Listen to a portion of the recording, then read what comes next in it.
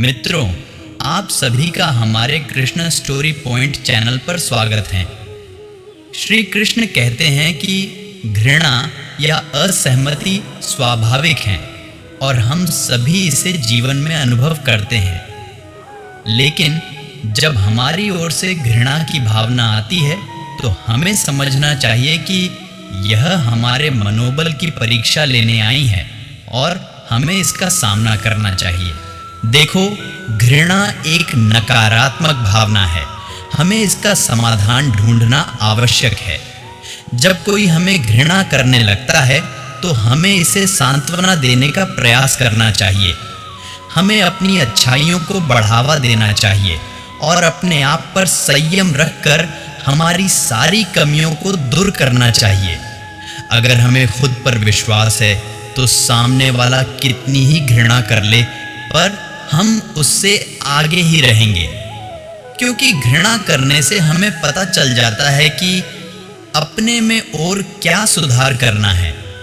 इसी तरह हम ऐसे सुधार कर करके आगे बढ़ते ही जाते हैं और अपने जीवन की कमियों से सीखना चाहिए और हमें घृणा करने वालों से सामंजस्य बनाए रखना चाहिए, क्योंकि जीवन में हर मोड़ पर कई अच्छे लोग मिलते हैं तो कई बुरे लोग भी, पर इन बुरे लोग से हमें दूरियां बनाए रखनी चाहिए।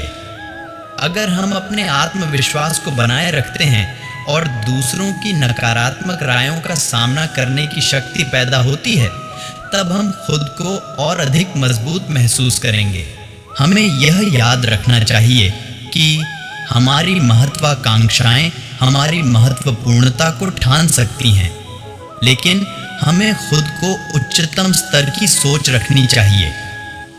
हमें दूसरों के दृष्टिकोण को समझने की कोशिश करनी चाहिए। जो व्यक्ति हमसे घृणा कर रहा है शायद अपने ठीक से समझ नहीं रहा हो, तो इस परिस्थिति में हमें समर्थन और समझदारी का संबंध बनाए रखना चाहिए। श्री कृष्ण कहते हैं कि घृणा एक नकारात्मक भावना है जो हमारे मन को असहाय बना देती है। इसका सामना करना कठिन हो सकता है, परंतु हमें यह ध्यान रखना चाहिए कि हम इसका मुकाबला कर सकते हैं। अगर कोई आपसे घृणा करने लगता है तो सबसे पहले आपको इसका कारण समझना चाहिए। क्या उसकी घृणा वास्तव में आपसे है या उसमें कुछ और बातें भी हैं? इससे आप अधिक समझदार और सही कदमों की दिशा में कदम उठा सकते हैं। इसलिए समय के साथ हमारी आत्मा और आत्मविश्वास को बनाए रखना हमारी जिम्मेदारी है। यदि हम खुद को सच्चाई से आलोचना करते हैं और अपनी गलतियों से सीखते हैं तो हम बेहतर बन सकते हैं। घृणा को स्वीकार करना मुश्किल हो सकता है, परंतु हमें यह याद रखना चाहिए कि इससे परिस्थिति में मार्गदर्शन किसी का भी हो सकता है। हमें खुद को सुनना और समझना चाहिए ताकि हम अपनी गलतियों को सुधार सकें और एक बेहतर व्यक्ति बन सकें। चलो मित्रों, मैं आपको एक कहानी के माध्यम से समझाता हूँ।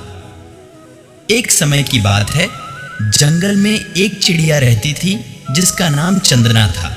वह बहुत प्यारी और समझदार थी, लेकिन उसकी सुंदरता और साहस ने जंगल के अन्य पशुओं में ईर्ष्या और घृणा की भावना उत्पन्न कर दी थी। एक दिन जंगल का राजा शेर, जो चंदना से घृणा करता था, एक दिन शेर ने एक प्रतियोगिता आयोजित की। उसने जंगल के सभी पशुओं को बुलाया और कहा, जो भी मेरे सामने अपनी विशेषता दिखा सकता है मैं उसे राजा बनाऊंगा। चंदना ने भी इस प्रतियोगिता में भाग लेने का निर्णय किया, लेकिन जब शेर ने उसकी ओर देखा तो उसने हंसते हुए कहा, तू एक छोटी सी चिड़िया है, मेरे राजा बनने के लायक नहीं है।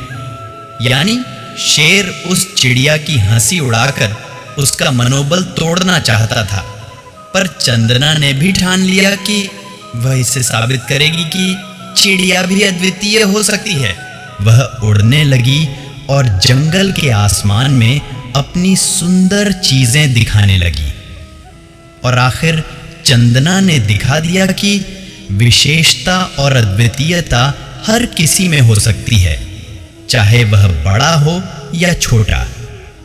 उसने जंगल को यह सिखाया कि हर किसी को उसकी असली महत्वपूर्णता समझनी चाहिए।